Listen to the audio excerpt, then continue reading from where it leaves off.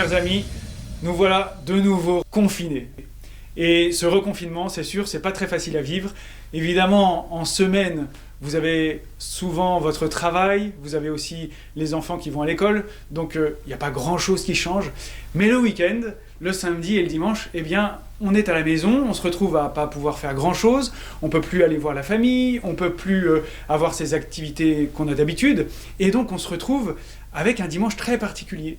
On se retrouve aussi avec un dimanche sans messe. Avec le confinement, il y a vraiment une opportunité pour redécouvrir plein de manières de sanctifier le dimanche.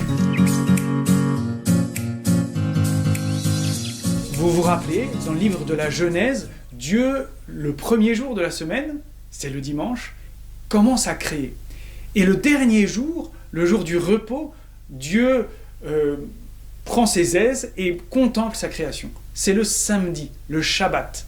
Et ce jour-là est le jour de repos obligatoire. Il en découle d'ailleurs le commandement qu'on trouve dans le Décalogue « Tu sanctifieras le jour du Seigneur ». C'est le samedi dont il s'agit. Lorsque Jésus ressuscite le dimanche, il chamboule l'ordre de l'univers et fait que les chrétiens vont se rassembler dorénavant le dimanche et non plus le samedi. Nous lisons dans le chapitre 20 des Actes: le premier jour de la semaine, alors que nous étions réunis pour la fraction du pain, Paul, qui devait partir le lendemain, s'entretint avec ses disciples et son discours se prolongea jusqu'au milieu de la nuit. Vous voyez, cette habitude de sanctifier le dimanche remonte aux premiers apôtres. Il y a plein de manières de sanctifier le dimanche. Par la prière de la liturgie des heures, vous savez, les laudes, les vêpres, ce que les prêtres prient tous les jours, et que les laïcs peuvent très bien aussi prier chez eux.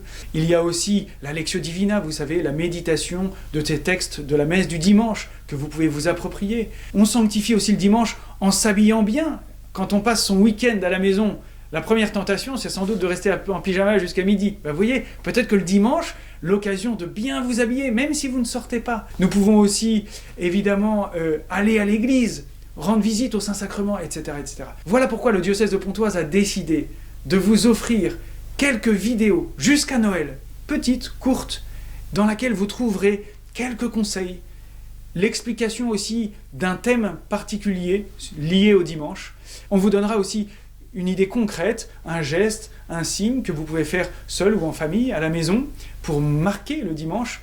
On vous donnera aussi, si vous le voulez, quelques textes pour approfondir le thème que nous avons traité très rapidement. Ce sera donné en même temps que la vidéo. Voilà, chers amis, bon courage pour ce confinement, Dieu vous bénisse et à très bientôt.